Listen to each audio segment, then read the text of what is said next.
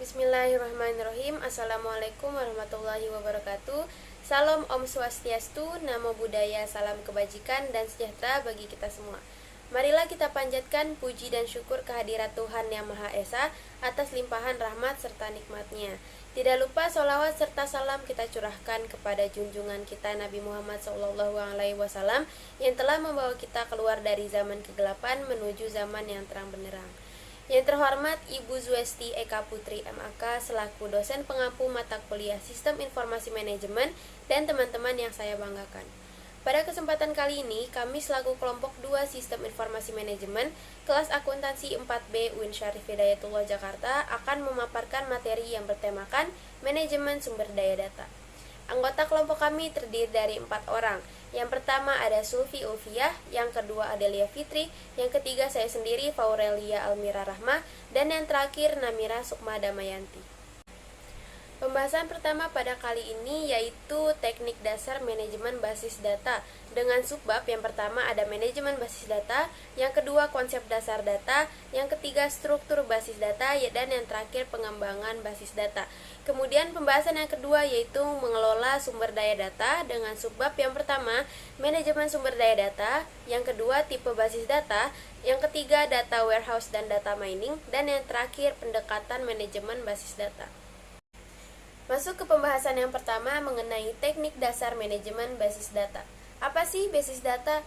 Basis data merupakan suatu kumpulan data yang saling berhubungan satu sama lain. Basis data tersimpan di perangkat keras dan dimanipulasi menggunakan perangkat lunak. Mendefinisikan basis data meliputi spesifikasi dari tipe data, struktur, dan batasan dari data atau informasi yang akan disimpan. Nah, dalam sistem informasi, database merupakan salah satu komponen penting karena merupakan basis dalam menyediakan informasi untuk para pengguna atau user.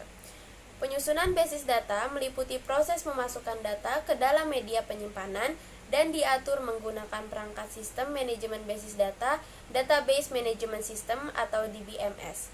Sedangkan manipulasi basis data meliputi pembuatan pernyataan untuk mendapatkan informasi tertentu, melakukan pembaruan atau penggantian data, serta pembuatan report data.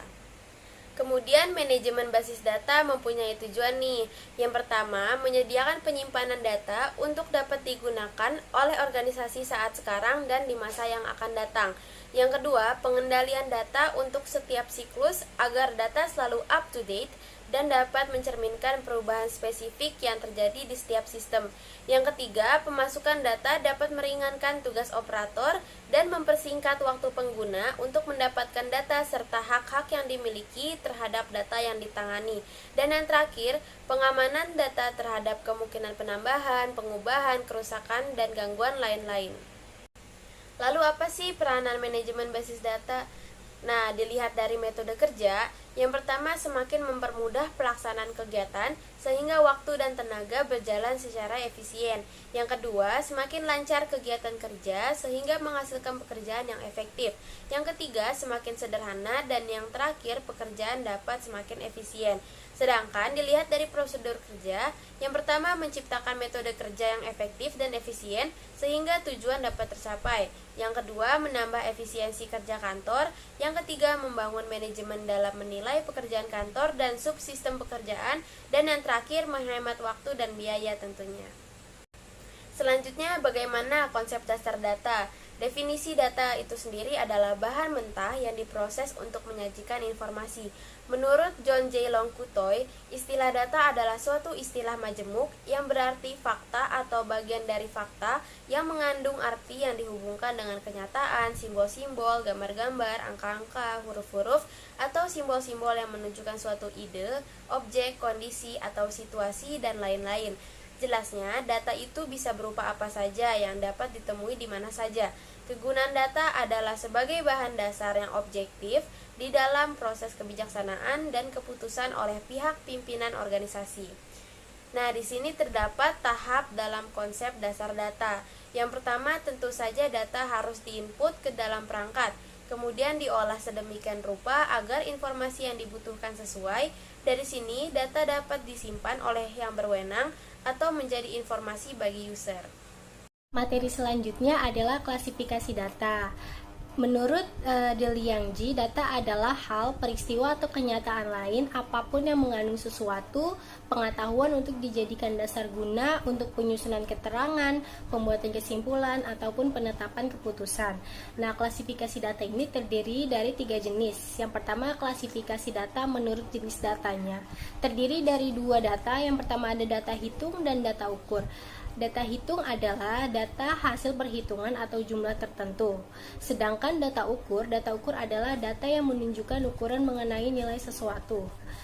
Klasifikasi yang kedua yaitu klasifikasi data menurut sifat data. Terdiri dari 2 data, yaitu ada data kuantitatif dan data kualitatif. Data kuantitatif adalah data mengenai penggolongan dalam hubungannya dengan penjumlahan. Sedangkan kalau data kualitatif adalah data mengenai penggolongan dalam hubungannya dengan kualitas atau sifat tertentu. Selanjutnya ada klasifikasi data menurut sumber data. Terdiri dari 2 jenis, yaitu ada data internal dan data eksternal. Data internal adalah data yang asli, artinya data ini sebagai hasil observasi yang dilakukan sendiri, bukan data hasil karya dari orang lain. Sedangkan data eksternal adalah data hasil observasi orang lain, bukan hasil diri sendiri. Selanjutnya ada struktur basis data. Struktur atau arsitektur basis data merupakan serangkaian pengetahuan tentang komponen penyusunan data beserta hubungan komponen tersebut. Representasi struktur basis data ini diwujudkan dalam permodelan data. Struktur tersebut meliputi file, table, file, record index, abstraksi data, dan serangkaian konsep yang digunakan untuk membuat deskripsi struktur basis data. Abstraksi data merupakan suatu pendekatan dalam menggambarkan suatu data. Abstraksi data dapat diwujudkan dalam suatu skema berbasis data. Arsitektur yang sering digunakan untuk membuat abstraksi data adalah arsitektur 3 skema yang meliputi 3 level. Level yang pertama itu ada level internal atau skema internal. Yang kedua ada level konseptual atau skema konseptual. Yang ketiga ada level eksternal atau skema eksternal atau view. Selanjutnya ada struktur basis data. Di sini ada 3 jenis model. Yang pertama ada model hierarki, model jaringan atau network, sama model relasional. Model hierarki adalah model ini menggunakan pola hubungan orang tua dan anak atau parent-child. Jadi setiap orang tua bisa memiliki satu, yaitu bisa dibilang hubungan 1:1, atau beberapa anak bisa dibilang 1:m. Tetapi setiap anak hanya memiliki satu orang tua. Model yang kedua adalah model jaringan atau network. Model jaringan ini menyerupai model hierarkis, yaitu dengan perbedaan suatu simpulan, anak bisa memiliki lebih dari satu orang tua. Oleh karena itu, sifatnya yang demikian, model ini bisa menyatakan hubungan 1:1, yaitu satu orang tua punya satu anak, dan 1:m atau satu orang tua punya banyak anak, maupun m/m atau beberapa anak bisa mempunyai beberapa orang tua. Model yang ketiga yaitu model relasional. Model relasional ini model yang paling populer saat ini, yaitu model yang menggunakan sekumpulan tabel berdimensi 2 atau yang bisa disebut dengan relasi atau tabel, dengan masing-masing relasi tersusun atas tuple dan atribut. Relasi ini dirancang sedemikian rupa sehingga dapat menghilangkan kemubaziran data dan menggunakan file kunci atau primary key untuk berhubungan dengan relasi yang lain. Selanjutnya ada komponen basis data meliputi sistem komputer. Yang pertama itu ada MySQL, yang kedua ada Oracle, dan yang ketiga ada Microsoft Access. MySQL, kelebihannya itu merupakan salah satu software yang portable. Yang kedua, MySQL merupakan salah satu DBMS yang open source. Yang ketiga ada multi-user. Yang keempat memiliki data yang bervariasi. Untuk kekurangannya itu, yang pertama sulit untuk diaplikasikan pada instansi atau perusahaan dengan database yang besar. Yang kedua support yang berkurang. Yang ketiga tidak populer atau aplikasi game dan mobile. Jadi kekurangan dari MySQL ini tidak cocok atau tidak populer untuk di aplikasi game dan aplikasi mobile. Yang kedua ada Oracle. Untuk kelebihan dari Oracle ini, yang pertama dapat bekerja di lingkungan silent atau server. Yang kedua, menangani manajemen space dan basis data yang besar. Yang ketiga, mendukung akses data secara simultan. Untuk kekurangannya ini merupakan software DMBS yang paling mahal, paling rumit, dan paling sulit untuk dipelajari. Yang kedua, membutuhkan spesifikasi hardware yang tinggi untuk dapat menjalankan software DMBS Oracle supaya dapat berjalan dengan stabil. Yang ketiga, itu hanya diperuntukkan bagi perusahaan yang berukuran besar dan tidak cocok untuk perusahaan kecil maupun perusahaan menengah. Yang terakhir ada Microsoft Access. Kelebihannya itu yang pertama, perspektif programmer adalah kompatibilitasnya dengan bahasa pemrograman Structured Query Language atau SQL. Yang kedua, para pengguna dapat mencampurkan dan menggunakan kedua jenis bahasa tersebut, yaitu ada FBA dan makro. Untuk kekurangannya ini, Microsoft Access kurang begitu jelas atau kurang begitu bagus jika diakses melalui jaringan. Yang kedua, itu bukan RDBMS murni. Yang ketiga, tidak mendukung multi-threaded. Yang keempat, tidak begitu cepat aksesnya atau karena berbasis file. Dan yang terakhir, tidak bisa untuk store prosedur. Selanjutnya adalah pengembangan sistem basis data. Proyek pengembangan sistem basis data bukan hanya sekedar menyusun file-file yang diperlukan untuk disimpan sebagai basis data, tetapi juga termasuk di dalamnya mengatur bagaimana agar basis data tersebut dapat dimanfaatkan secara optimal oleh pemakai untuk memenuhi kebutuhan datanya. Jadi, proyek pengembangan sistem basis data meliputi pengembangan file basis data, perangkat lunak, perangkat keras, dan menyiapkan personal-personal yang akan terlibat dalam menggunakan sistem basis data agar dapat memanfaatkannya dengan baik dan benar. Tahap-tahap pengembangan sistem basis data. Yang pertama itu ada perencanaan. Perencanaan merupakan tahap paling awal yang memberikan pedoman dalam melakukan langkah selanjutnya. Yang kedua itu ada analisis sistem. Analisis sistem sangat menentukan keberhasilan pengembangan sistem basis data, karena kesalahan dalam tahap ini akan mempengaruhi langkah pengembangan selanjutnya. Yang ketiga itu ada perancangan sistem. Tahap perancangan sistem merupakan tahap pemasukan ide atau gagasan guna memenuhi tujuan pengembangan sistem basis data sebagai persiapan untuk rancangan bangun implementasi. Yang keempat itu ada implementasi. Implementasi sistem ini merupakan tahap untuk merealisasikan hasil desain atau perancangan sistem yang telah dilakukan sebelum ke dalam bentuk yang sebenarnya. Yang terakhir itu ada penggunaan. Penggunaan atau review atau evaluasi merupakan tahap terakhir dalam pengembangan sistem basis data, yaitu berupa penggunaan atau operasi hasil implementasi sistem. Manajemen sumber daya data. Manajemen sumber daya data adalah sebuah aktivitas pengelolaan yang mengaplikasikan teknologi sistem informasi seperti manajemen basis data, gudang data, dan alat manajemen data lainnya dalam tugas untuk mengelola sumber daya data organisasi agar dapat memenuhi kebutuhan informasi pihak yang berkepentingan. Tipe basis data ini ada 12. 1. Operational database, 2. Analytical database, 3. Data warehouse, 4. Distribute database, 5. End user database, 6. Real-time database, 7. Relational database, 8. External database, 9. Navigational database, 10. Hypermedia database, 11. In-memory database, dan yang terakhir ini document-oriented database. Selanjutnya adalah data warehouse dan data mining. Yang pertama ini data warehouse. Data warehouse merupakan sekelompok data yang diproduksi untuk mendukung pembuatan keputusan. Juga merupakan tempat penyimpanan saat ini dan data historis dari potensi ketertarikan manajer seluruh perusahaan. Karakteristik dari data ini adalah subject oriented, integrate, time variant atau time series, dan non-volatile. Dan yang termasuk dari karakteristik tambahannya itu ada web-based, relational atau multidimensional, client atau server, real time, dan include metadata. Selanjutnya adalah data mining. Data mining adalah istilah yang digunakan untuk mendeskripsikan penemuan atau mining pengetahuan dari sejumlah besar data. Yang termasuk data mining antara lain knowledge extraction, pattern analysis, data archaeology, information harvesting, pattern searching, dan data dragging. Data mining secara umum mencari untuk mengidentifikasi 4 tipe pattern utama, yaitu 1. Association, 2. Prediction, 3. Cluster, dan yang terakhir sequential relationship. Karakteristik umum dan objektivitas data mining yaitu 1.